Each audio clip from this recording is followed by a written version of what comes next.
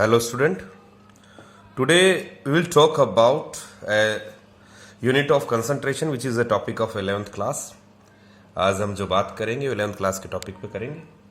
देखो units of concentration, पहले हम बात करेंगे कि सांद्रता, जिसे हम हिंदी में बोलते हैं सांद्रता, कि क्या चीज़ है, कैसे हम इसको एक्सप्रेस करते हैं. देखो जितनी भी हम लेबोरेटरीज में जो रिएक्शंस वगैरह होते हैं that is always occur takes place in a solution.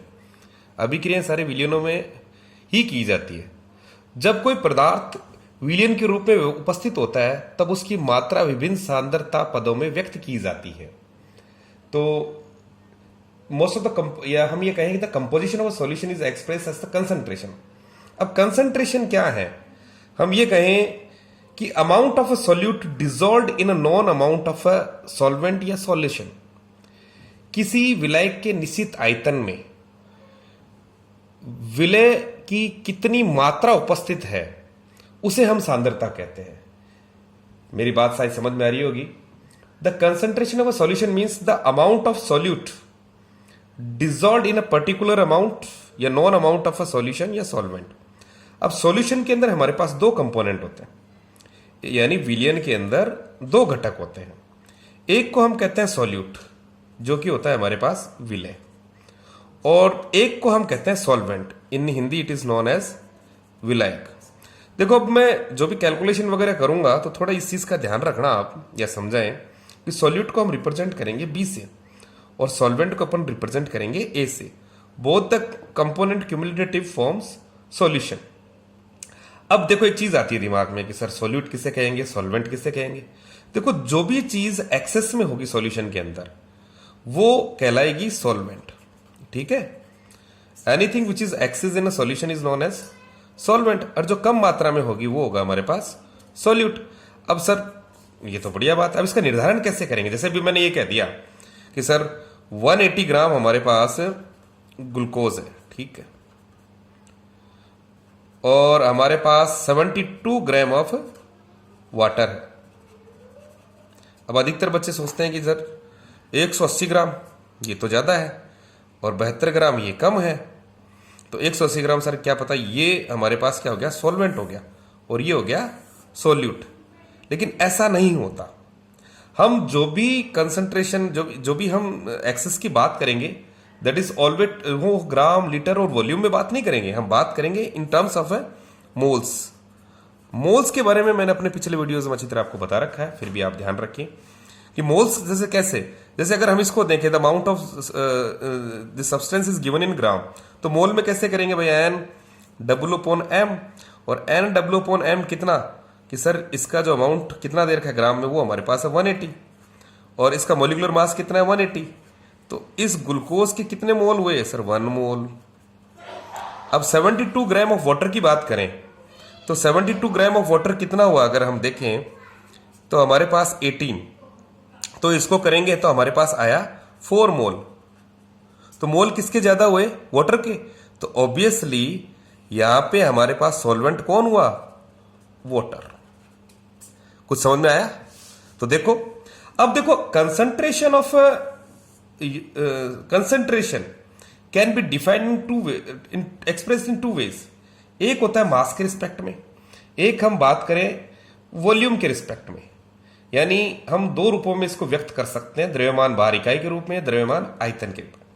जो मास के रिस्पेक्ट में वो है हमारे पास weight by weight, mole fraction, parts per million, molality. Volume के कंसंट्रेशन में देखें, अगर हम देखें तो हमारे पास वेट बाय वॉल्यूम परसेंटेज है, वेट बाय वॉल्यूम परसेंटेज है, वेट बाय वॉल्यूम है, मोलैरिटी है, नॉर्मलिटी है. तो एक चीज और देखिए, अगर हम जैसे इस कंसंट्रेशन यूनिट में है और अगर हमें वॉल्यूम की तरफ जाना हो या वॉल्यूम की तरफ है और हमें मास की तरफ जाके सॉल्व करना हो, तो इन दोनों को जो सॉर्ट आउट करता है वो D, दैट इज डेंसिटी. और डेंसिटी हमें पता होती है is equals to mass upon volume. अब एक चीज और ध्यान रखना, कि कई बार ये क्वेश्चन पूछ लेता है कि सर इसमें टेम्परेचर डिपेंडेंट कौन सी है. हमें पता है कि sir temperature has effect on volume, पढ़ा है हमने 9th-10th में पढ़ रखा है कि sir volume is affected by temperature. Volume जैसे टेम्परेचर बढ़ता है तो वॉल्यूम पर इफेक्ट डालता है, बढ़ता है. लेकिन मास के पे देखा है तो sir there is no effect of a temperature here.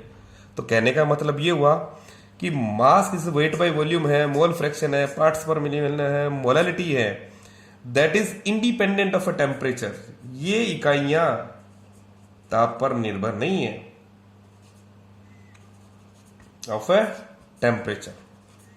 अब देखो एक एक यूनिट को हम थोड़ा डिटेल में देखते हैं। सबसे पहले हम वेट बाय वेट परसेंटेज को देखते हैं।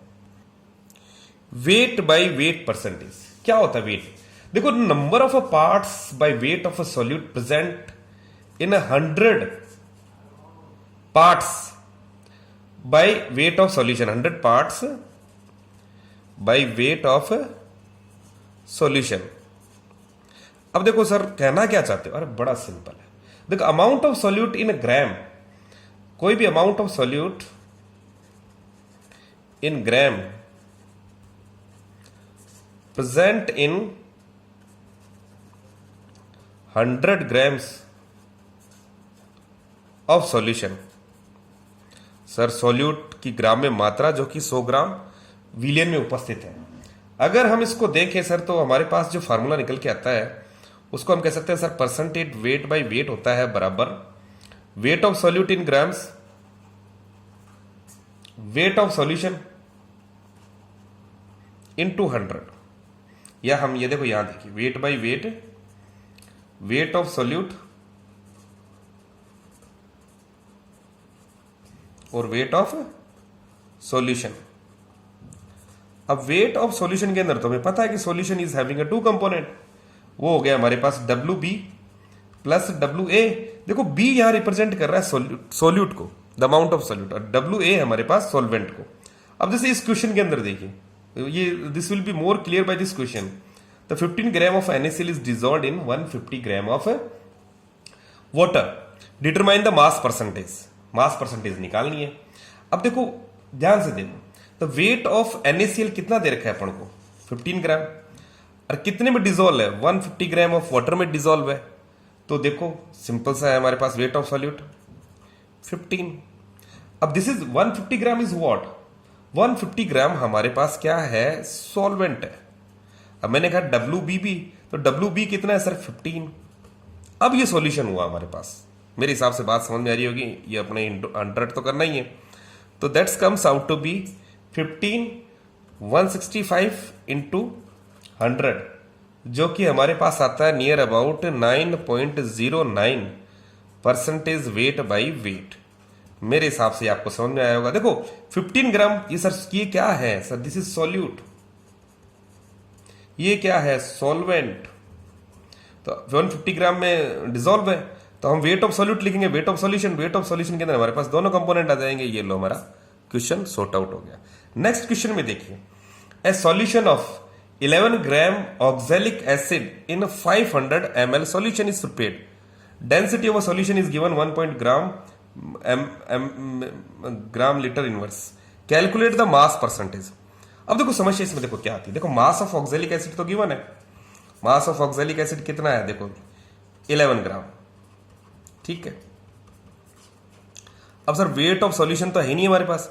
तो देखो मैंने अभी थोड़ी देर पहले ही आपको बताया था कि अगर हमें एक यूनिट से, देखो मैं इस पेज को वापस आपको दिखाता हूं कि यहां हमने देखा था कि अगर हमें इधर से इधर या इधर से इधर, तो वॉल्यूम में गिवन है भाई, वॉल्यूम में गिवन है ये भी हमें। तो वॉल्यूम से अगर हमें मास के रिस्पेक्ट में जाना है तो हमें हेल्प मिलेगी डेंसिटी से। डेंसिटी होती है हमारे पास मास अपॉन वॉल्यूम। अब इस क्वेश्चन को देखो वापस, here density is being given. Density होती है हमारे पास mass upon volume, mass upon volume. Here अपन को मास के रिस्पेक्ट में निकालना है, तभी तो हमारे पास वेट बाय वेट आएगा। तो ये क्या हो गया? मास हो गया V इंटू डी। V कितना है हमारे पास? 500, दैट इज मल्टीप्लाइड बाय 1.1। तो हमारे पास आया कितना? 550 ग्राम। अब अपन आराम से कर लेंगे इस क्वेश्चन को। देखो sir percentage weight by weight, weight of solute कहां है? देखो सर सॉल्यूट ये रहा, तो ये हो गया हमारे पास 11 ग्राम। सॉल्यूशन सर मास के टर्म में देखिए तो ये भी निकाला है ना अपन ने, तो हमारे पास कितना होगा? 550 multiplied by 100 comes out to be 2% weight by weight. तो देखो बच्चों एक बात ध्यान से सुन लेना कि अगर हमें इसको मास से वॉल्यूम के में कन्वर्ट करना, तो हमारे पास जो हेल्पफुल जिसकी हेल्प मिलेगी वो मिलेगी इस फार्मूले की। डेंसिटी होता है बराबर मास अपॉन वॉल्यूम। नेक्स्ट देखते हैं हम, नेक्स्ट दूसरी कंसंट्रेशन टर्म देखते हैं हम। नेक्स्ट है हमारे पास वेट बाय वॉल्यूम परसेंटेज। देखो, weight of solute in grams present in 100 ml of a solution. 100 ml of solution, तो weight by volume percentage, weight of solute in gram, volume of solution in ml multiplied by 100। Easy है। देखो यहां पे आपको solute grams में दिया जाएगा और आपसे वेट बाय वॉल्यूम पूछा। Volume is given, already we know that litre या ml में होगा। तो देखो वेट बाय वॉल्यूम निकालेंगे, वो volume of solution in ml multiplied by 100, यानी 100 ml में उस सॉल्यूट की ग्राम में मात्रा, यही तो निकालेंगे। देखो ये wait by volume, volume by volume, अधिकतर आपको मेडिसिन सिरप वगैरह लिखा हुआ दिखाई देगा और बड़ी आराम से हम उसको समझ सकते हैं कि 100 ml में सॉल्यूट की ग्राम में मात्रा कितनी है। तो देखो यहां देखते हैं, how much NaCl is required to prepare 500 ml of 2% weight by volume. देखो इसे पूछा हाउ मच NaCl, तो देखो हमारे पास कितना है परसेंटेज वेट बाय वॉल्यूम, ये रहा हमारे पास formula. Weight of solute in gram by weight of a solute, तो वेट ऑफ कितना हो गया सर NaCl का, हमारे पास वॉल्यूम ऑफ सॉल्यूशन इनटू 100। अब देखो इससे पूछा क्या गया भाई, ये 2% वेट बाय वॉल्यूम, तो ये 2% तो है हमारे पास। यहां हमारे तरह से एक तरह से W भी लिखता हूं मैं। वॉल्यूम कितना है हमारे पास 500 ml इंटू 100, तो अब आराम से मतलब साफ पता चला सर 100 से ये कट गया, तो W भी कितना चाहिए 10, यानी 10 ग्राम ऑफ NaCl। कहने का मतलब क्या सर 10 ग्राम चाहिए 2% weight by volume aqua solution of NaCl बनाने के लिए। तो बड़ा इजी है, ध्यान रखना वॉल्यूम सॉल्यूशन कोई चीज अपने कोई दिक्कत ही नहीं है इसमें। नेक्स्ट देखिए वॉल्यूम बाय वॉल्यूम। देखो volume by volume can be express, अगर मैं कहूं the number of parts by volume of a solute dissolve in 100 parts by volume of solution is known as a volume by volume percentage. और वैसे समझा जाता है number of litres of a solute in 100 ml of a solution is known as volume by volume. यहां volume of solute in taken in ml and that is divided by volume of solution in ml into 100। ये तो simple है, कोई दिक्कत ही नहीं है, आपको कोई दिक्कत ही नहीं आएगी। देखो सॉल्यूशन देखो, इसमें जैसे एक क्वेश्चन दिया है, this will be more clear by this example. 20 ml of ethanol is dissolved in 160 ml of water. तो देखो यहां देखिए सॉल्यूट कितना दे रखा है, वॉल्यूम में ही दे रखा है, कितना है हमारे पास VB कितना दे रखा है, देखो 20 ml। अब सॉल्यूशन के अंदर बात करेंगे, जैसे मैं कहूं कि सर जैसे वॉल्यूम बाय वॉल्यूम, तो volume of solute in ml, तो वॉल्यूम कितना है sir 20। Volume of solution, solution के अंदर तो सर दोनों कंपोनेंट आ जाएंगे सर, कौन कौन सा VB और VA कितना है हमारे पास 160। तो इन दोनों को अगर आप जोड़ोगे VB प्लस VA इंटू 100, तो that's comes out to be sir कितना हुआ 20, ये हमारे पास हो गया 180 मल्टीप्लाइड बाय 100, तो हमारे पास आया 11.11%, यानी वॉल्यूम बाय वॉल्यूम परसेंटेज। तो देखो हमने wait by volume, volume by volume, अगर मैं आपसे कहूं इन दोनों में, ये दोनों टेम्परेचर डिपेंडेंट है सर, कैसे, क्योंकि इनके नीचे वॉल्यूम आ रहा है। Volume is always dependent on temperature, that is affected by temperature. लेकिन अगर हम वेट बाय वेट की बात करें, that is independent of a temperature, that is not affected by.